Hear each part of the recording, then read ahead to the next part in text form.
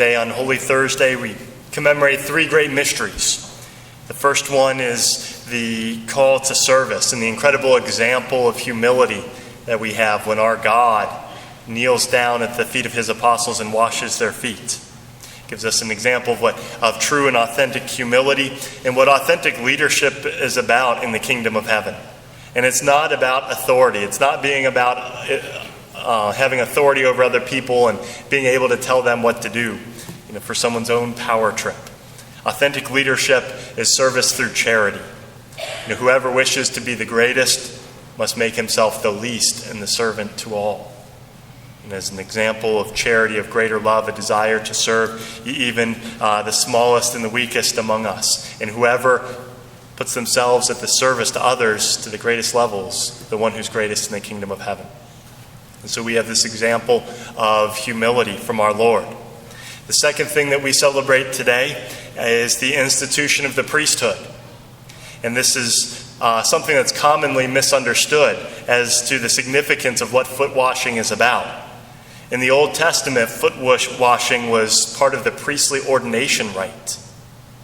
And so in Exodus 40, when Aaron and his sons were called to be the first priests, the Lord commanded that Moses would wash them, and he would wash their feet.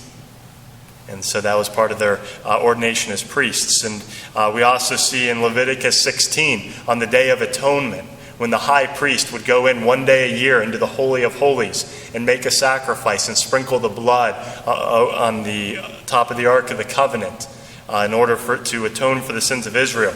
What the priest would do, he would take off his linen garments. He would then bathe in the water, put those garments back on, and then go in to make the sacrifice.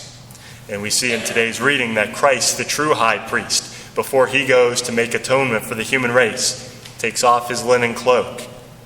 He washes the apostles' feet, puts the cloak back on, and then proceeds to make the sacrifice.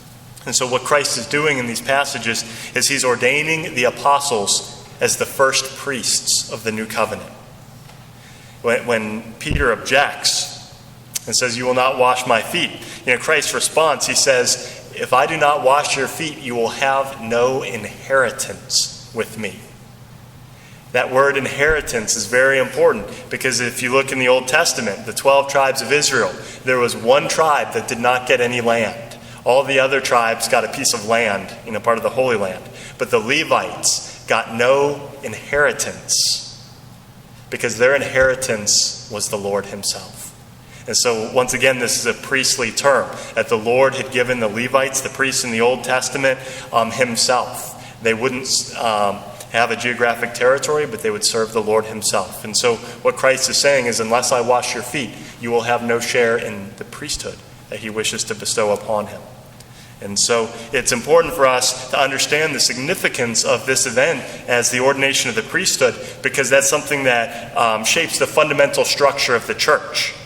Christ continues his work of healing, of forgiving sins, and of feeding his people through the priesthood. And priests are his living incarnate presence in the world. They're men that he sends to be, we use the term an alter Christus, another Christ, a visible, physical sign of Christ in the world. And as I was thinking about the incredible gift of the priesthood, especially when I was at the Chrism Mass this past Tuesday, where the priests of the diocese are all gathered together and they renew their priestly vows, it's powerful to think about all the graces that come to us through the sacraments. And I was thinking about how many times I've taken things like that for granted. Every time I've desired to go to confession, there's a priest there to hear my confession. And a lot of times I take that for granted, but I was thinking, this is an individual who is here because he has sacrificed his entire life. And he's made himself available to hear my confession. And all the times, especially before I was a priest, when I'd go to Mass, just take for granted that there would be a priest there. But what an incredible gift that is, to have the gift of the sacraments that come to us through the priests. Every time I've had a family member who's been dying, they call upon a priest, and there's a priest there to offer them the last rites. They went through the list of all the priests that had passed away in the previous year within the Archdiocese. A number of them I knew pretty well. And it included both of my predecessors, Father Pat Sheridan, the pastor here at St. Pat's, and Father Harry Kist, the pastor over at St. Mary of the Woods. And I was thinking, as they were listing all these priests and all the years of ministry, how many tens of thousands of times they heard confessions. How many tens of thousands of times that they had offered the Mass. How many tens of thousands of times they had presided at weddings, that they had anointed people who were sick or those who were dying. And each one of those can be a life-changing moment. Each one of those is a moment that can impact us for all eternity. And any one of those could have been the difference between eternity in heaven and eternity in hell for an individual soul. And to think about the sheer number of times the sacraments have been performed by all the priests they have listed off. St. John Vianney is the patron saint of parish priests, and he defined the priesthood as the love of the heart of Jesus. That priests bring the love of the heart of Jesus into the world, so that when people turn to him in their times of need, in their times of brokenness, when they need forgiveness, in their times of hunger or weakness, when they need the grace from the Eucharist, when they're dying, and they need the strength and comfort of our Lord shows his love through the priesthood and through the sacraments. So what a tremendous gift it is that our Lord has given us the priesthood. And the third gift is the institution of the Eucharist.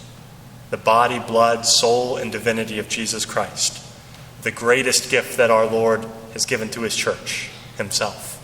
There's no greater gift that he could have given us. And we should never underestimate the incredible graces that the Lord has poured out upon us through the Eucharist. And I think it's only in the next life when we look back and we can see with clarity all the incredible benefits we've received from the Eucharist. I think so often, we don't recognize the graces, and they're invisible, so we don't always see the graces that we get. But imagine where we would be if we didn't have the Eucharist, if we didn't have any of those graces. Imagine how much weaker our faith would be, how much colder and weaker our love for our Lord would be. How easy it would be, how much more easy it would be for us to go astray and fall into lives of sin. If we think the incredible blessings that we've received through the Eucharist. And I think we can only get some vague sense of what those are in this world, but we'll see that much more clearly in the next world. And I think it'll be quite an eye-opening experience when we recognize just what the Lord has done for his people through the gift of the Eucharist. And so on this Holy Thursday, it's appropriate that we're here at this Mass. What else is more appropriate for us to do than to give thanks to our Lord, who gave us so much on this Holy Thursday? His example of humble service and self-sacrifice, the gift of the priesthood, and the supreme gift of the Eucharist.